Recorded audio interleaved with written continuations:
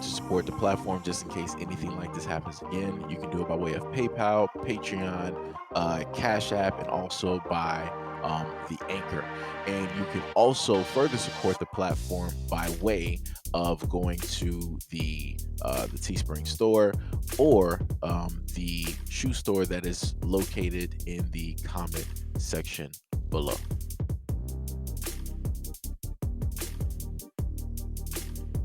Florida woman is under arrest after police state that they found a child and multiple animals living in squalid conditions that included fecal material, bugs, and trash.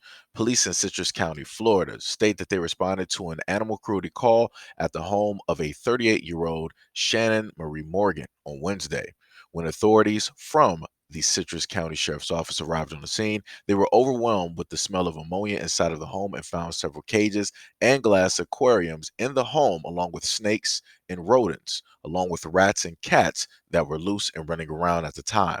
Authorities state that the animals had been deprived of basic necessities, and fecal matter and urine in the house and cages have caused an infestation of roaches and other bugs. In addition to the squalor from the animals, authorities also state that trash, dirty dishes, and rotten food were scattered throughout the home, which was also attracting various bugs. In one bedroom, police officers found a ferret and a dog in cages that were too small for the animals and found a small child inside another bedroom who was surrounded by bug infested trash on the floor and mattresses.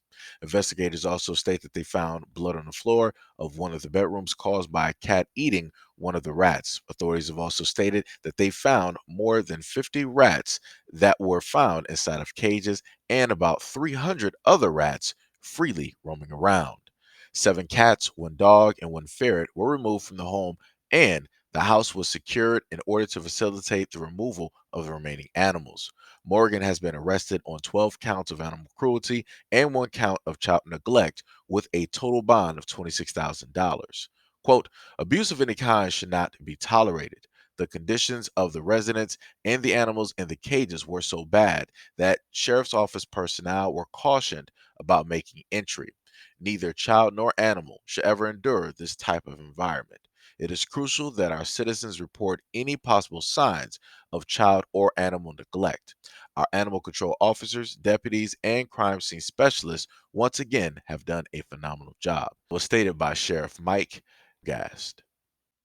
Now I'm just trying to figure out how is it possible that this woman was able to hold down this house for so long and nobody reported this. I'm pretty sure the outside, if the inside of that house was looking a whole complete mess and it was in disarray and chaos, I'm pretty sure the outside of that house was the exact same way, if not worse.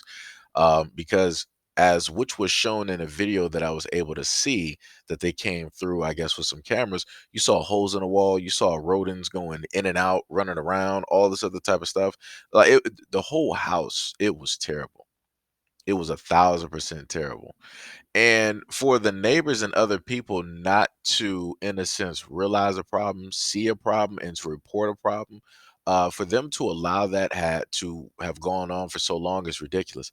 Because I'm pretty sure that if you were able to smell that at the front door, you were able to smell that outside, especially on some of the hot days that we have had this year. It wouldn't take nothing but a gentle breeze for that smell to just waft, directly into somebody's house.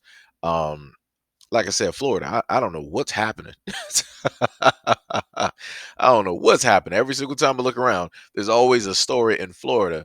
That is crazy. Somebody, hugging or kissing an alligator, somebody doing something crazy that they have no business doing. It's always Florida with the craziness. Like I said, I don't know what's up with the water down there, but something needs to happen. Maybe some purification needs to take place. Maybe some people need to start drinking from an aquifer or something. I don't know. Maybe people need to start saving up rainwater.